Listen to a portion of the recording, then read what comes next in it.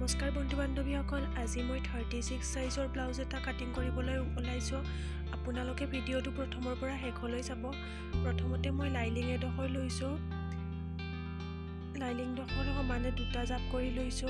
ইপিনে মই 12.5 ইঞ্চ মান লৈছো আৰু এয়া 16 ইঞ্চ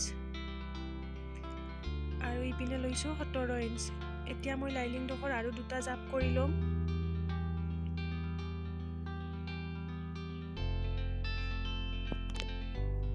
এতিয়া মই সেই একে সমান জোখৰে ব্লাউজ পিচটোৰো কাপোৰ লৈছো।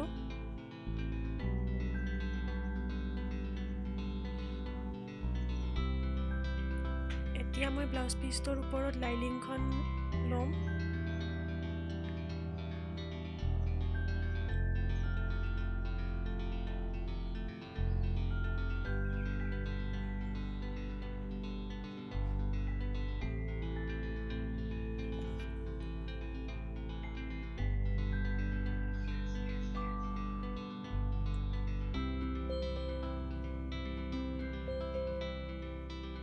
এতিয়া মই 36 সাইজৰ ব্লাউজটো কেনেকৈ আঁকিম সেইটো আপোনালোকে ভালদৰে চাওক।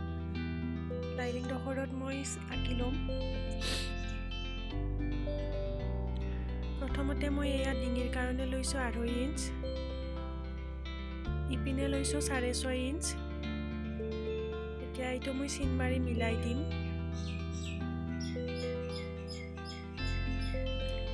এয়া হাতৰ কাৰণে ৰাখিছোঁ 3 ইঞ্চ আৰু ইপিনে লৈছোঁ 6 ইঞ্চ।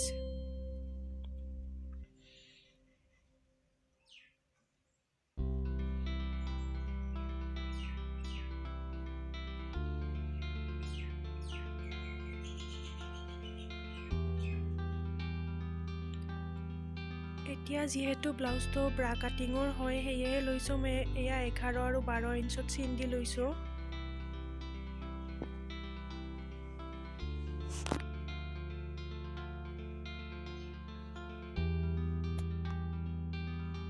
এতিয়া মোৰ চিন দি হৈ গ'ল।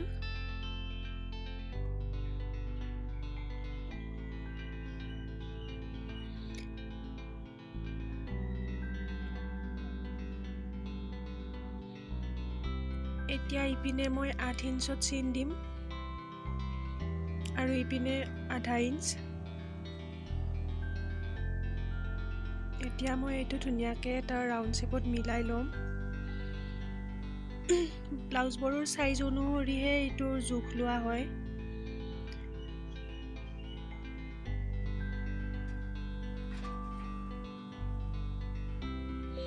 এয়া চাওক, এতিয়া ইপিনে এডাল এনেকৈ চিন টানি ল'ম।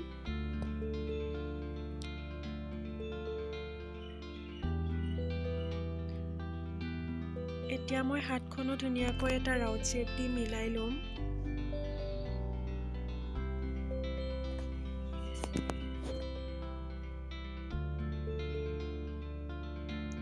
ডিঙিটো মই এতিয়া এটা ৰাউণ্ড শ্বেপ দি মিলাই ল'ম।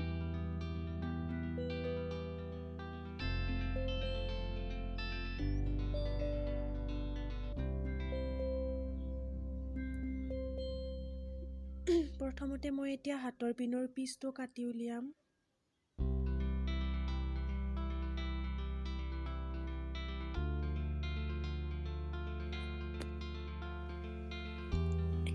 এয়া মোৰ হাতৰ পিনৰ পিচটো কাটা হৈ গ'ল।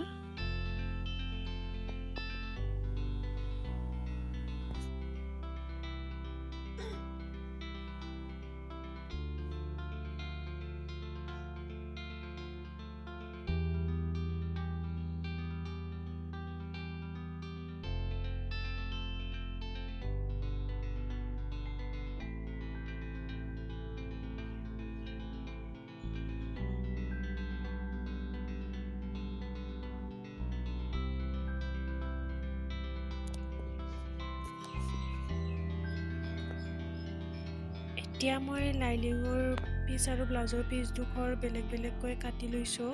ইয়াত দুটা দুটা পিচ ওলাব।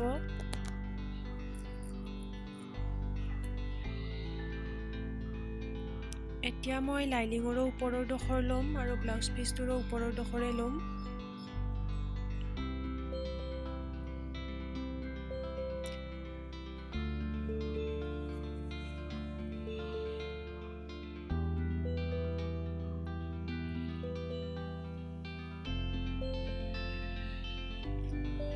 এতিয়া ডিঙিৰ পিনৰ পিচটো কাটি ল'ম।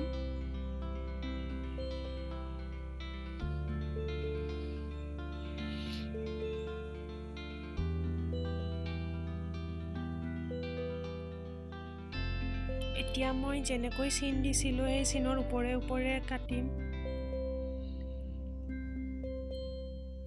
যিহেতু ফ্ৰণ্টটো ব্ৰা কাটিঙৰ হয়।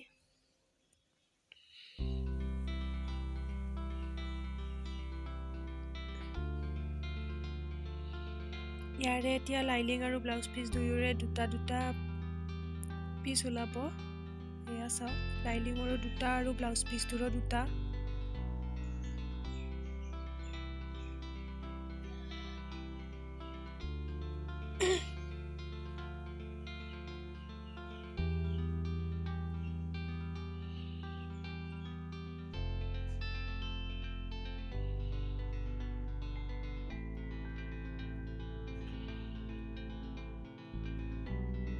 এয়া কাপোৰটো বেছি অভাৰকৈ আছে, ইমান নালাগে, সেয়াই সমানে দুটা ভাঁজ কৰি লৈ যিখিনি বাহিৰলৈ ওলাই আহিছে সেইখিনি কাটি দিম।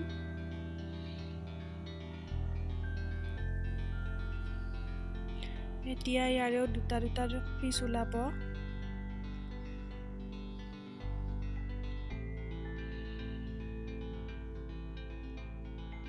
এয়া চাওক, লাইলিং দুডোখৰ, ব্লাউজ পিচৰ দুটা ডোখৰ ওলাইছে।